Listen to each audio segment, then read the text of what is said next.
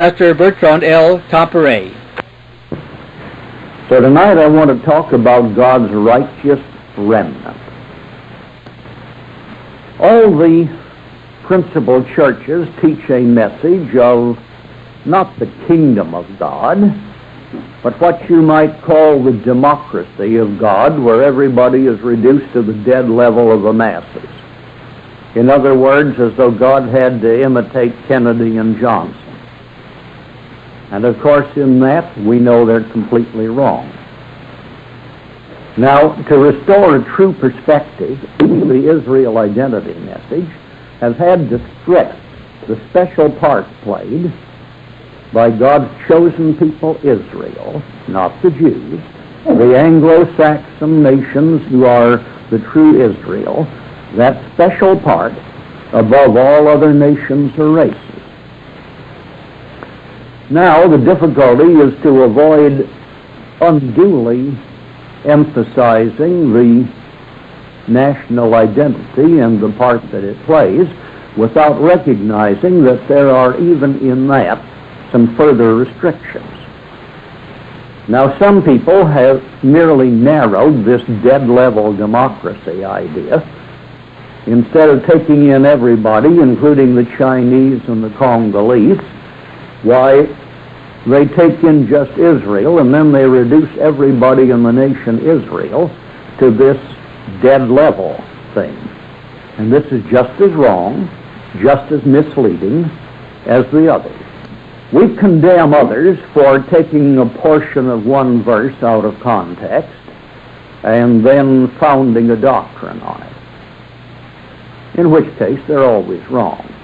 And we have to make sure that we are not guilty of the same fault. So tonight I want to point out that you shouldn't be misled by some sweeping statements you hear indicating that all you need is just to be an Israelite, and beyond that point the rest of your character doesn't matter. And some of them justify this by quoting Paul, or a portion of a verse of Paul, in Romans 11, verse 26. And so all Israel shall be saved. And they don't go on with any of the rest of it. Now we have to notice that, first of all, Paul himself misquotes Isaiah 45, verse 17. Paul is letting his enthusiasm run away with him a little bit, because Isaiah does not say all Israel. And secondly, aside from that, even if you just read the rest of that 11th chapter of Romans, you'd see that Paul recognizes that there is just a remnant of Israel who come in for all of these blessings. That a considerable part of the nation of Israel refuse to fit themselves for this, and therefore are not able to get the degree of blessing which otherwise they might have. For example, in this same chapter of Romans, the 11th chapter, verses 2 to 5 and 7, Paul says, "Wot ye not what the Scripture says of Elias? How that he makes intercession to God against Israel, saying, Lord, they have killed thy prophets, and digged down thine altars, and I am left alone, and they seek my life. But what says the answer of God unto him? I have reserved to myself 7,000 men, who have not bowed the knee to the image of Baal. Even so then, at this present time also, there is a remnant according to the election of grace. What then? Israel hath not obtained that which he seeketh for, but the election has obtained it, and the rest were blinded." Also, some people try to wave off this restriction easily enough by substituting for the word remnant the phrase, "why, all that remain," as though that was a vast multitude. But all that remain is not a proper paraphrase of this word a remnant, which has a very restrictive meaning. And especially so when you go back to the original Hebrew and Greek words and see what they used. Now, where Paul here in this 11th chapter of Romans says there is a remnant according to the election of grace, the word translated remnant there is the Greek word lima, meaning a few, a remainder. And the derivation of that word lima is from the other Greek word lipo, meaning not merely a few, but it has the meaning to be lacking or insufficient in number. Definitely, emphatically, a few. Now, there have been many times when all Israel was not saved in the past. For example, in the 10th chapter of Leviticus, while Moses was up on Mount Sinai, you remember, after he'd been gone there several days, being instructed by God, the people got impatient and they came to his brother Aaron and they said, we don't know what's become of this man Moses. He's gone somewhere. He told us he was going to talk to this God Yahweh, but we don't know whether he's coming back or not. Now, you make us some gods to lead us, some idols. So, Aaron, being one of these men who dislike controversy, you understand, he wanted to be popular. He went along with it. He told the people to contribute all their gold jewelry, and he melted it down and cast a couple of golden calves out of it. It's interesting to note what he said when Moses came back and took him to task for it. Well, he said, I put the gold in the fire, and, well, you know, there came out this calf. How surprising. He failed to state who made the mold in which that calf was cast.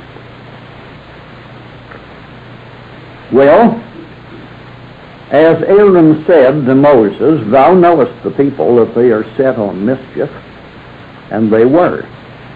And they had to get a lesson.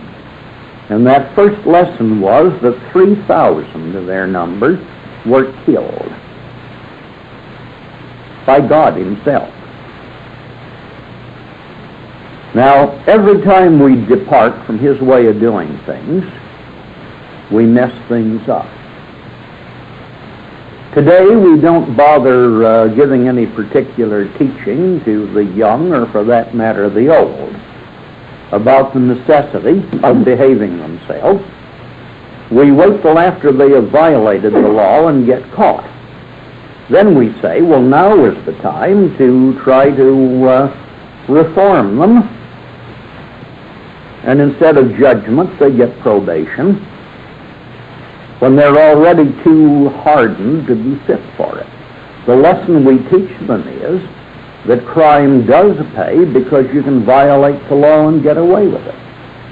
Now, God goes at it the other way. God says people should be taught thoroughly before they make a misstep. He may give them a warning, but then when it comes time for judgment, then it's too late to get out of it. You either heed God's voice and reform, or if you wait until he comes with the sword, then you must take your medicine. Because when judgment comes, there's no escaping it. Then in the 10th chapter of Leviticus, Nadab and Abihu, who were sons of Aaron, made a mistake. Now, the original fire on the altar had been lighted by God himself. He sent fire from heaven to ignite the wood on the altar. And it was the duty of the priests to keep that same fire going as an eternal fire. They were to keep providing fresh fuel, so there would never be any need to relight that fire. And Nadab and Abihu, remember now, were ordained priests, properly selected and ordained. But they thought, oh well, if your intentions are good, who could ask anything better than that? So they brought strange fire, something of their own lighting, and put incense on it to offer incense before God, and he killed them. They were slain by God. That's in the 10th chapter of Leviticus. Well, the people of Israel, you remember, were a nuisance and annoyance to God throughout the entire period of the Exodus. It's strange, they had seen miracles such as could not be worked other than by the direct intervention of God on their behalf. And with that happening before their eyes, with the visible presence of God every day before them, in that pillar of cloud by day and pillar of fire by night, they still couldn't get faith enough to believe him, or even, for that matter, to believe in his existence, apparently. So they were always crabbing about the way that he was managing things. He led them into a wilderness where there was not any food available, no growing crops, and then he provided them with the manna, so they were always fed. And instead of expressing gratitude, they were always complaining about it. We wish we'd never left Egypt. Back there we had the melons and the leeks and the garlic and so on, and we ate well, and why didn't we stay there where we were well off?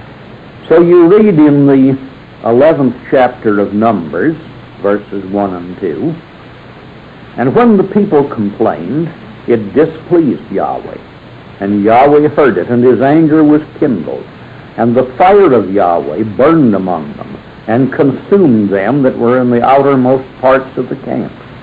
And the people cried unto Moses, and when Moses prayed unto Yahweh, the fire was quenched. So they weren't all wiped out, but nevertheless, neither was all Israel saved. All Israel weren't willing to do what was necessary to be saved, and some of them had to pay the penalty. So they continued crabbing about not having meat, just this manna. So God said he'd give them meat. He'd give them meat more than they could stand to eat. He'd feed them with it for the whole month till they loathed it. And he sent in quail in vast numbers, so they had no trouble killing plenty of them for their food. But because their attitude wasn't changed at all, with the quail, he sent a great plague, which killed a large number of them. Now, the thing that should set to rest at once any idea that all Israel is saved is when you reach the point where they were ready to start north into the promised land. They halted. They'd gone past the head of the Red Sea, and they halted and they sent half a dozen spies on a 40-day scouting trip through the land. And they came back reporting with great enthusiasm that it was a wonderful land. Fertile, rich, the crops were marvelous. But it was heavily populated by people who had strong fortified cities, and there were even some of the descendants of the giants there, and they were afraid of it. So you remember that there were only two, Joshua and Caleb, among the spies who said, well, so what? God is stronger than these heathen. He told us to go in and he'd give us the land, so let's go. The people wouldn't. After all the miracles God had done, they wouldn't believe him. They wouldn't trust him. All Israel saved? No. Out of all Israel, the only 2 people who were saved to enter the promised land were Joshua and Caleb. And the rest were sent to wander in the wilderness for 40 years until the rest of them were all dead. Even Moses muffed his chance, a little later. Not even Moses was carried all the way into the land. Then there was the rebellion led by Korah. Now, from the beginning, God picked out a selected, chosen few among the whole nation of Israel. The Hebrew word used to describe the entire nation of Israel is Edom. Although you never realize that there's any distinction from reading it in your King James Version, which uses the word assembly and the word congregation practically interchangeably, without regard to which Hebrew word it's derived from. But for this elect group among the nation, a different Hebrew word, kahal, is used. And in the Hebrew, the distinction is always made as to which is being spoken of. Now, the kahal were to furnish the leadership and the priesthood. You remember the first Passover occurred the night before they left Egypt. Now, if ever there was a priestly function to be performed, it was the sacrifice of the Passover lamb. And yet this was done by the kahal. Now, you can't tell that from reading the English translation, which sounds as though every family killed their own Passover lamb and went on ahead with it. But in the Hebrew, it says the kahal shall kill the lamb. Your English translation says in the evening. The Hebrew says between the evenings, which you might explain perhaps as meaning between the time the sun starts downward, a little afternoon, and the time it sets. In other words, in the afternoon. So, the leadership, including especially representing the people in their dealings with God, was a function of this select group, the kahal. Not everybody, not all Israel. So Korah, now Korah actually himself was entitled to a part, even though a minor one, in the kahal because he was of the tribe of Levi. And the whole tribe of Levi were given priestly functions. Now, the one family of Aaron had the high priesthood, and he and his sons remained throughout the year at the temple in Jerusalem. Their service was always at the temple.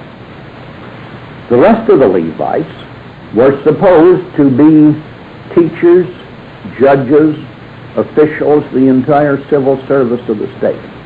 And that is the reason why the tribe of Levi was not given any separate land area of their own when the promised land was divided up. There was supposed to be a Levite living in every village of any substantial size, anywhere in the entire nation. Now, each Levite had his own particular turn when he went to Jerusalem for a 2-week period to serve at the temple. It came, I believe, twice per year. That kept him brushed up on ritual and that sort of thing, and he had a chance to be told any further revelations from God that had come there. But then he went back to perform his duties as judge and teacher back in his own hometown. Now here, leading the people of Israel on their march, here were Moses and Aaron. Well, the Bible tells you that for all practical purposes, Moses was king when he was leading them on the march. Because while he didn't have a crown, he actually performed all the functions of command and leadership. And with Aaron, to tell them constantly what was the Word of God on this. So this was a more important function than Korah got in on, and he didn't like it. You always find ambitious men who want to get something beyond their capacity. It's another phase of the same thing you find when so often you're annoyed at the fact that the man you have to deal with to do some particular job is usually incompetent. If he had brains enough to do well the job that he's doing, he would have gotten himself a better job that he isn't competent to handle. And that's exactly why he's got himself a better job where he is than he's competent to handle. So here was Korah aspiring to something that was a bit beyond him. So Korah and his accomplices, some 250 of them, important men, heads of families, even among the princely families of the tribes. And they went to Moses and Aaron and they said, "You take too much upon yourself, setting yourself up over the Edah. All the Edah are holy, all of them." They had a very limited function to perform. They weren't in the Kahal at all. They were just the Edah, the rest of the nation. Moses said, "All right, we'll find out who God has chosen to lead us. Tomorrow at this time you come with censers and incense in them, and Aaron and I will be here before the altar with our censers. We'll see whose incense Yahweh will accept. If he accepts you as his priest, okay, you take over." The next day they came, and they got action fast. Now here were Korah and some 250 people who were the ringleaders in this rebellion. But remember, there were a lot of the other people who didn't do what they ought to have done to put down that rebellion at once. They were ready to go along for the ride, and if Korah could get away with this, they were ready to follow him. Well, God settled it. A great cleft opened up in the earth under them, and Korah and his little conspirator group dropped out of sight in the crack, which closed together again, and that was that for them. But then a plague broke out among the people, those who had been ready to side with Korah if he could get away with it, and it killed 14,700 people. That's in the 16th chapter of Numbers. All Israel saved? Doesn't sound like it, does it? Now, at the time that there was 19 years of constant warfare between the northern kingdom of Israel and the invading Assyrian armies, you may be sure that a lot of people were killed in that war. The Bible doesn't record the number who were killed, but in warfare as prolonged and as bitter as that. And remember, there was no pretense of being humane about warfare in those days. You may be sure a lot of them were killed. And similarly, in the bitter battles with the Babylonians when they came and conquered the southern kingdom of Judah, you may be sure that a lot were killed. All Israel has not been saved. Those who were obedient to God, yes. But just mere membership in the nation alone isn't going to get you by. Now, as to this matter of all that remain, let's see just what the Bible says. We'll take some representative samples here. In the Old Testament, practically always the words which are translated remnant are one of these three Hebrew words. First, teletah, which means escaped, or she'erith, which again means escaped, those who have gotten out safely, or sarid, which means a survivor. When you get to the New Testament, remnant is either one of two Greek words. Katelema, meaning a few, or lima, which, as I said, is derived from lipo, which means to be lacking in number, a very few. Every one of these things emphasizes the fact that it is a few, and it is just those few who have escaped disaster. Isaiah 10, verses 20 to 23, and a portion of this, verse 22, I believe it is the one that Paul quotes or partly quotes in Romans. And it shall come to pass in that day that the remnant of Israel, and such as are escaped of the house of Israel, shall no more again stay upon him that smote them, but shall stay upon Yahweh, the Holy One of Israel, in truth. And that word remnant is she'or, one of these escaped remainders. The remnant shall return, even the remnant of Jacob, unto the mighty God. Again, that's she'or. For though thy people Israel be as the sand of the sea, yet a remnant of them shall return. The consumption decreed shall overflow with righteousness. And that word consumption there is kiloyon, which means destruction. The destruction decreed shall overflow with righteousness. For Yahweh, God of hosts, shall make a consumption even determined in the midst of all the land. And this second consumption, koloh, not only means destruction, but it means to consume completely.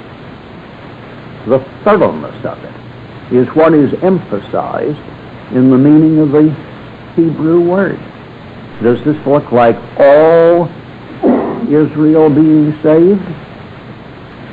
Now, it's entirely possible that they will be saved in a different way and in a different sense.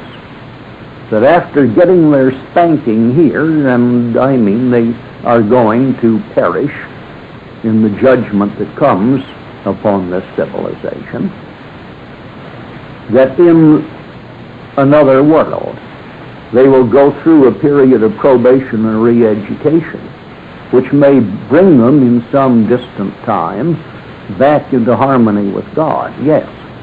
But don't expect that sort of thing to come during your lifetime and here in this world, because that's not the way the Bible talks about it. So in Romans 10, verse 27, Paul quotes that, though the number of the children of Israel be as the sand of the sea, a remnant shall be saved. And it's that Greek word katalama, meaning only a few. In Isaiah 46, verses 3 and 4, hearken unto me, O house of Jacob, and all the remnant of the house of Israel, which are born by me from the belly, which are carried from the womb, and even to your old age, I am he, and even to gray hairs will I carry you. I have made, and I will bear, even I will carry and deliver you. But now that remnant of Israel, it's your Hebrew word, she'erith, those who have escaped. Again, Zephaniah 3, verse 13, the remnant of Israel shall not do iniquity, nor speak lies, neither shall a deceitful tongue be found in their mouth. For they shall feed and lie down, and none shall make them afraid. And again, this is that Hebrew word, she'erith, those who have escaped. Jeremiah 31, verse 7, for thus saith Yahweh, sing with gladness for Jacob, and shout among the chief of the nations.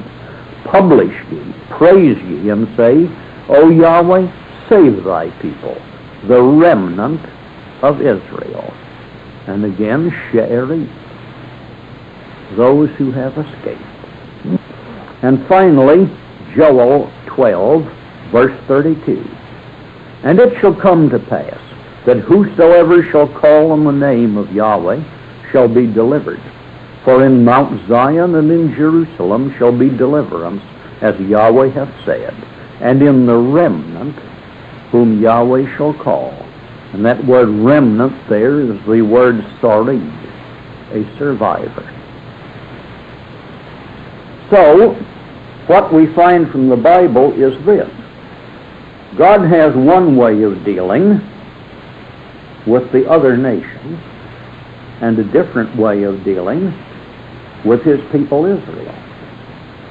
He has one way of dealing with the whole nation Israel, and he has another way of dealing with a selected group among the people of Israel, the remnant, the kahal.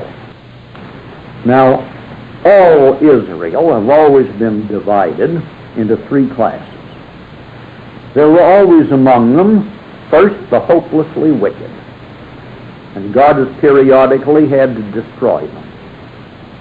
You know the saying, one rotten apple spoils the barrel.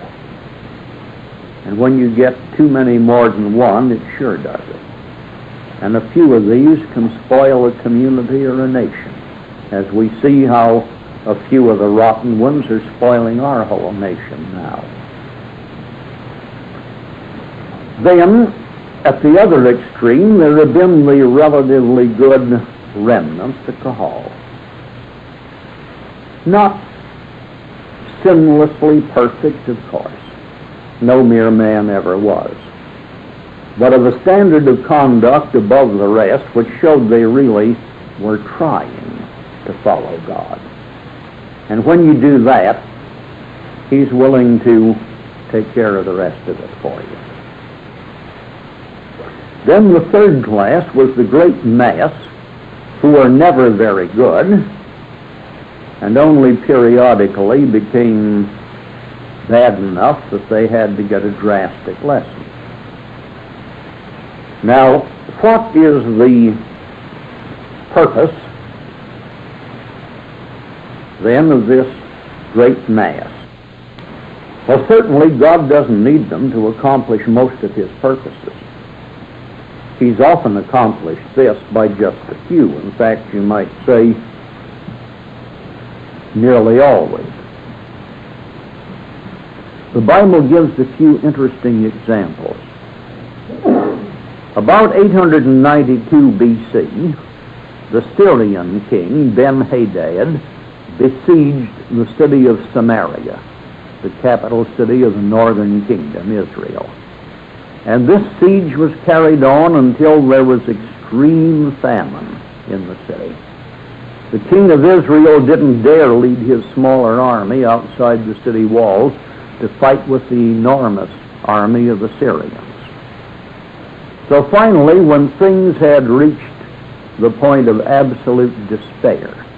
The prophet Elisha was in the city, and he said to them, this is all in the 7th chapter of 2 Kings, he said, thus saith Yahweh, tomorrow about this time shall a measure of fine flour be sold for a shekel, and 2 measures of barley for a shekel in the gate of Samaria. Well, you couldn't have bought them for 100 times their weight in gold at that time.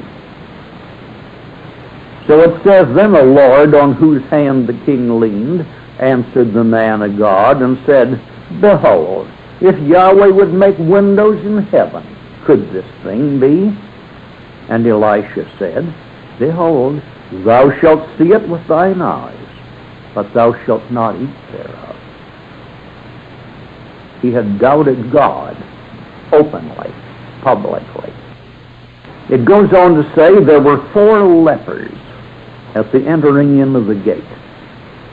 Now, you know, in those days, a leper had to stay outside the camp or the city, lest others catch the disease from him. So, sitting just outside the gate of the city were these 4 lepers. And they said one to another, why sit we here until we die? If we say, we will enter into the city, then the famine is in the city. And if we sit here, we die also. Now therefore come, and let us fall unto the host of the Syrians.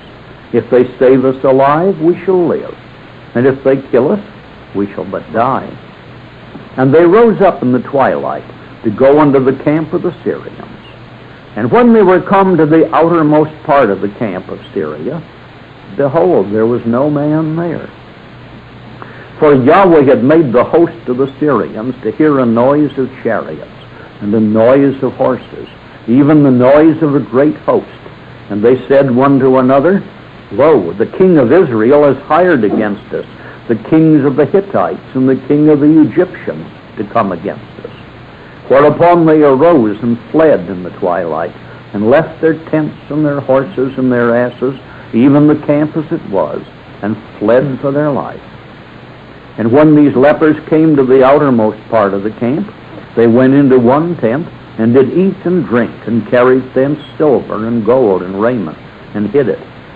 Then they said one to another, we do not well. This is the day of good tidings, and we hold our peace. If we tarry till the morning light, some mischief will come upon us. Now therefore come, that we may go and tell the king's household. So in the darkness they went back to the city and battered on the gate till they aroused the guard and identified themselves and gave their news.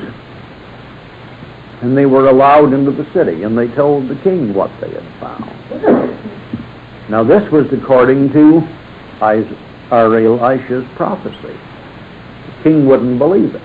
He said, see how clever these Syrians are, the trap they set for us. They're just trying to get us to go out of the city, out to the camp, and then they'll fall on us and kill us. Well, finally, somebody whose common sense or hunger, I'm not sure which, prevailed, told the king, well, send a couple of scouts to find out. So that wasn't risking many people. The king stayed at home, and he sent a couple of scouts out to the camp of the Syrians. And they went out there in the early dawn light, and they went all through the camp, and nobody there. They went beyond it to where the flight of the Syrians had led them down toward Jordan. They wanted to get across the river. And all the way along here, it was littered with the things they had dropped, casting away their armor so it wouldn't impede them in their flight. So they came back and told the king. So the people rushed out to the camp of the Syrians, amply provided with food, and brought it back in. And as Elisha said, the price was down. There was abundance. Nobody had to pay much. Now this particular lord who had sneered at this, why, could God do this even if he opened the windows of heaven to drop it to us? The king had appointed him to command of the guard at the gate. on the side toward the Syrian camp. And in the rush of the people jamming through to go out and get that food, they trampled him to death. He saw some of this, but he didn't get to eat it. So the word of Elisha was made good. Now, if it hadn't been for these 4 lepers, the people would have stayed in the starving city until they died. So God didn't need an army to save Samaria. He used an illusion to create panic in the Syrian army till they fled.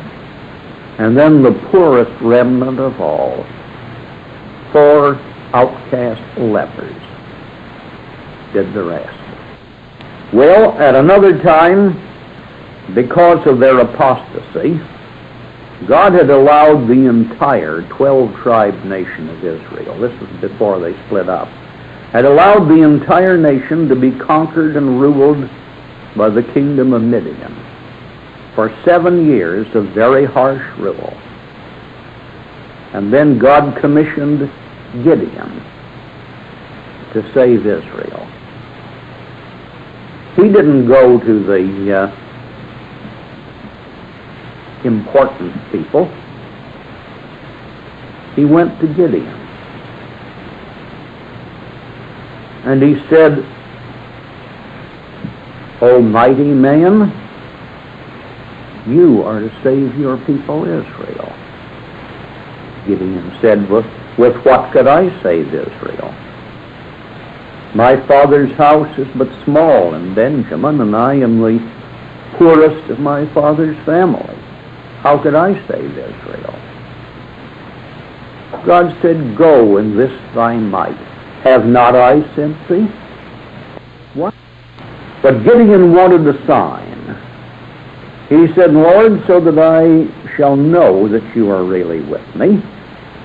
He said, "Tonight I'm going to spread out a fleece, a lambskin fleece, on the ground. And if you really mean this now, let there be dew only on the fleece and none on the ground around it." So next morning he went out and took up the fleece and he wrung the whole bowl full of water out of it. But there was no dew on the ground around it. It was dry. In those days, they didn't know the saying, "I'm from Missouri," but they still had skeptics just the same. So he said, "Well, Lord, so I can really be sure, I'm going to put out this fleece again tonight, and this time let's make it the other way around. Let the fleece be dry and dew on the ground all around it." Which he did, and that's the way it was when morning came. The fleece was dry and heavy dew all around it on the ground. So that finally convinced him, and he set out a call for volunteers. Well, 32,000 men from the tribes of Manasseh and Zebulun and Asher gathered to him. Now their law in those days, God's law, was different from in our day. In peacetime, we don't have conscription and compulsory military training. It's a volunteer thing. But when war comes, then we have conscription. God's law was the opposite. All during the period of peace, you had conscription at the age of 20 for compulsory military training, and nobody got excused. But then when war came, the rule was definite. Before battle, the army would be drawn up, and the commander would say, "Now, so that the cowards won't panic and flee during the battle, if any of you are afraid, let him go home now." And usually some of them did. With all the cowards gone, the rest of them were ready to follow where God told them to go, and they won their victories. So God said to Gideon, "The people that are with thee are too many for me to give the Midianites into their hands, lest Israel vaunt themselves against me, saying, Mine own hand has saved me." It was an enormous Midianite army, and they outnumbered this 32,000-man army enough that some of them were pretty uneasy about it. So when Gideon told the cowards to go home, 22,000 out of the 32,000 left promptly for home. 10,000 remained. So God again told Gideon the remaining 10,000 were too many. These men now had faith and courage. They were willing to fight. God said, I don't need those. If this many go out, they'll think it's their victory, not mine. So he said, I'll separate them for you. Lead them down to the river to drink. Those that get down on hands and knees and drink, putting their mouth down to the water, send those home. Those who scoop up a handful of water in their hand and drink out of their hand, you set those aside. And out of the 10,000, only 300 drank out of their hand in that fashion. God said, send all the rest home. 31,700 were sent back home altogether out of the original 32,000. God said, now with these 300, we'll dispose of the Midianites. Now you know what the strategy was. In those days, they didn't have our electric lights. A lamp of those days looked like a rather broad and shallow teapot. It was teapot-shaped. It had usually a lid that fitted over the opening on the top through which it was filled, and it had a typical teapot spout on it. Only in that spout was a cloth wick. The lamp was filled with oil which saturated the wick, and the end of it, out on the end of this spout, was lighted, and that was your lamp. So each man was given a large earthenware pitcher, and he lighted his lamp and he put it down in the bottom of this pitcher. When the time came for action, they couldn't fool around 15 minutes trying to get fire with flint and steel and tinder. They had their equivalent of a dark lantern. And each man also was given a trumpet. And they were ordered to surround on three sides the big camp of the Syrians. And then when the signal was given by Gideon, each man was to smash this pitcher. An original startling crash to attract attention, and here the Syrians would suddenly see these 300 lights ringing the camp around on three sides, and each man would blow a blast on his trumpet and shout, the sword of Yahweh and of Gideon. You know how God has given the victory into the hands of the few? He's put fear and panic into the enemy. And he did it again. God told Gideon, if you're worried about whether this thing will work, before the attack, you go sneak down in the darkness to the edge of the Syrian camp. See what you find. So he went down there, crept up fairly close to one of their campfires, just far enough out to be in the darkness, and he heard them talking. And already superstition and panic were getting in their work. The Midianites believed that they had observed some bad omens of disaster, and they were saying this means that we'll be destroyed by the army of Gideon. So Gideon went back and led his 300 men down. Now remember, out of 12 tribes, only 3 of them had even gotten the call to send troops. Out of 32,000 troops they sent, only 300 had been selected for the battle. But when the time came, and they startled the Syrians with the sudden indication that they were surrounded on three sides and being attacked in the darkness. Of course, the Syrians, aroused out of sleep, panic-stricken by this, running around wildly in the dark, bumping into each other, not knowing whether the man they ran into was friend or foe, they started slashing with their swords anything that came within reach. And they just cut each other to pieces in the darkness. And the relatively few Midianites had managed to flee out of that one side of the camp that had been left open, left in utter panic. So God had used this little remnant to accomplish his purpose. You find all this in the 6th and 7th chapters of Judges. I particularly like Moffat's translation of 1 Samuel chapter 14, verse 6. It's very clear. The Eternal never has any difficulty about delivering his people by means of many or by means of few. So, why do we bother having the rest of the nation at all? Well, we might look at one other thing before we get to that. What good do the remnant do? We've seen how they have saved Israel from their human enemies, but a righteous remnant can save people even from the wrath of God within certain limits.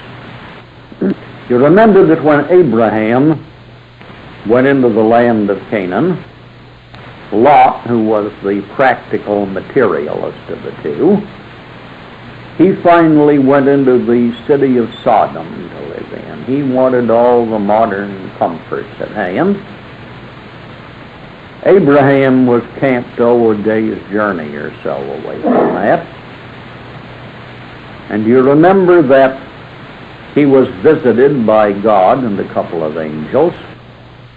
And God said, well, I have selected Abraham. I know that he will obey me. Now, why should I hide from him the thing that I am going to do? He said, the cry of the victims of the wickedness of Sodom has come to my ears, and it's time that an end be made of this. And I am going down to Sodom now to destroy the city. And you remember that Abraham was maybe a little skeptical about just how good and kind God was. He says, wilt thou also destroy the righteous with the wicked? Perhaps there may be 50 righteous within the city. Wilt thou also destroy and not spare the place for the 50 righteous that are therein? That be far from thee to do after this manner, to slay the righteous with the wicked, and that the righteous should be as the wicked. That be far from thee. Shall not the judge of all the earth do right? And Yahweh said, if I find in Sodom 50 righteous within the city, then will I spare all the place for their sakes. And Abraham answered and said, behold, now I have taken upon me to speak unto Yahweh, I which am but dust and ashes. Perhaps there shall lack 5 of the 50 righteous. Wilt thou destroy all the city for lack of 5? And he said, if I find there 45, I will not destroy it. And Abraham spoke unto him yet again, and said, perhaps there shall be 40 found there. And he said, I will not do it for 40's sake. And Abraham said unto him, oh, let not Yahweh be angry, and I will speak. Perhaps there shall 30 be found there. And he said, I will not do it for 30's sake. And Abraham said, behold, now I have taken upon me to speak unto Yahweh. Perhaps there shall be 20 found there. And he said, I will not destroy it for 20's sake. And Abraham said, oh, let not Yahweh be angry, and I will speak yet but this once. Perhaps 10 shall be found there. And he said, I will not destroy it for the sake of the 10. So, this little remnant, this few, who are loyal to God, not only are they the instrument he uses to save people from their human enemies, they may also have their part, and again it constitutes a priestly part between man and God, to save them from judgment which otherwise would come upon them. Well, what then is the purpose of having the great mass of the Israel nation? Since they aren't really necessary for many purposes, God said, "Thou art my battle axe and weapons of war," but it only took 300 people to be that. Now why the big nation? Well, now suppose God sent one of his mighty angels here to live visibly among us and give us an object lesson of how well angels live. Sure, if he were attacked single-handed, he could destroy an army. And he certainly would show that he lived in more comfort and better health and so forth than the rest of us. And what would he prove? Anything that pertained to us? Of course not. He'd just prove what a high standard of living the angels had. So suppose God got rid of all the nation, except just these few who were the Kahal, and left them here alone, and showed that because they were loyal to him, he took care of them. They didn't have the diseases that hit the other people around them. They couldn't be conquered by their enemies. They were prosperous and all that. Now remember that I doubt if any one generation could show above 2,000 of these people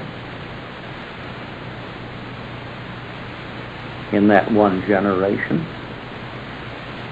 So what would it prove? It would prove how well God took care of his favorites. But for the rest of them, what would it mean? Now, is that all that Israel was put here to do? No. They were to be a demonstration to the rest of the nation. Now, remember that all these other nations, they were that. They were multitudes of people, nations. And God wanted these other nations who had their own separate pagan religions and who were not listening to Israel's prophets. God wanted them to have something they could see and understand, and because they saw it with their own eyes, they'd have to believe it. He wanted a demonstration nation which would show them that if an entire nation would live according to his commandments, be loyal to him, worship him only, they would have all the blessings that you could get in this life. They would have peace because any nation that attacked them would be smashed disastrously. They would have prosperity such as none of the pagans around them could begin to imitate. They would have good health and long life. They would have a peaceful community free from crime. They would have all the benefits that God has promised to his people. For that, he has needed a nation. That's the one purpose that required the whole nation of Israel. Now that's why when he has punished them, he's never wiped them all out. He came close to it once. You'll remember that when they were worshiping the golden calf, when Moses was up on Mount Sinai. Now remember the circumstances of this.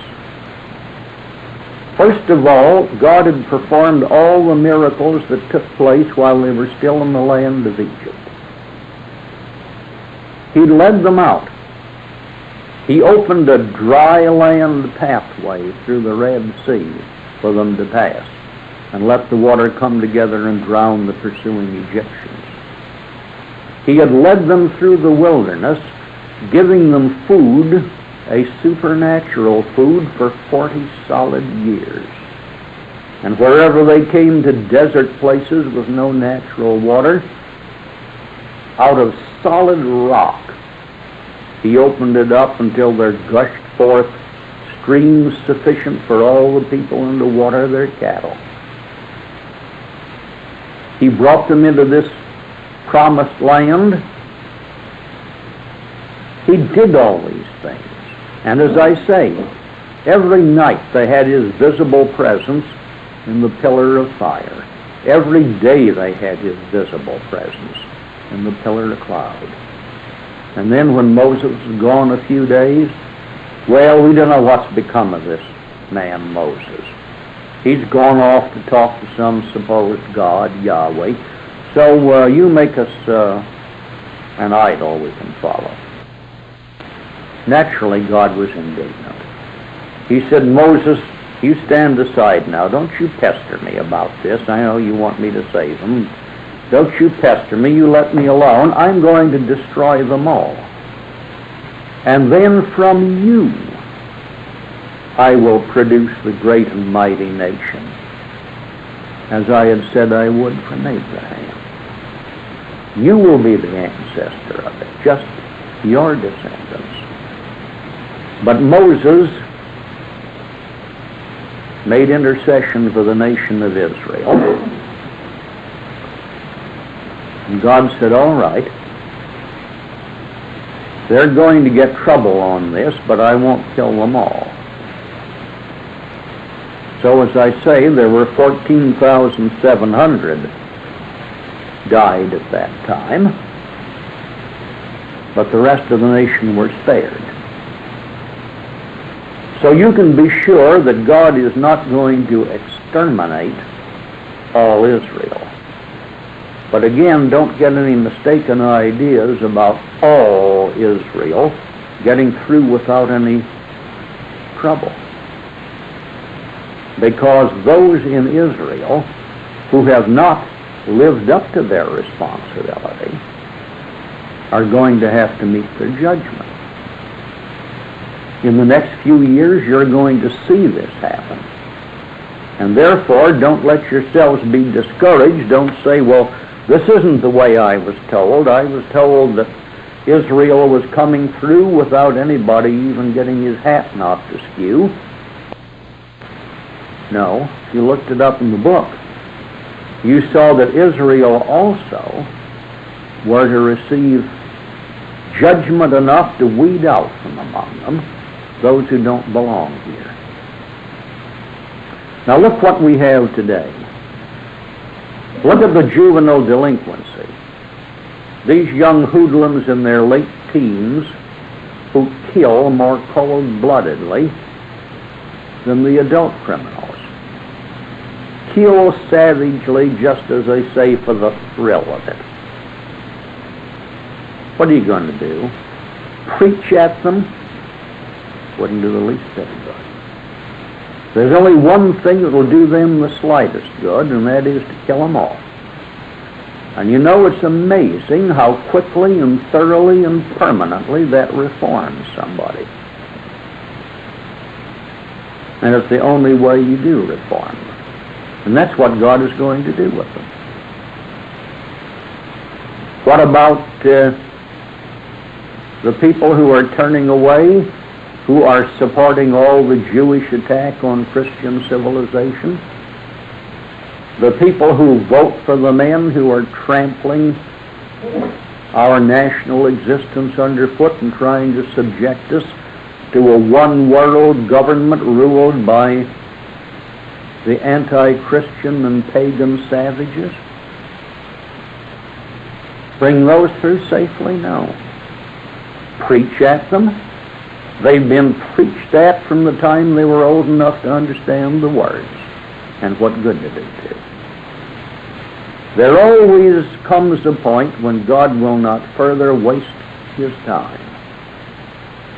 And as I say, if you will not listen when God is still using words, then when he unsheaths his sword, all you can do is take your medicine and lick the spoon. Because there isn't going to be any more talking from that point on. He's already talked it out, and there remains nothing but to show that God always keeps his word.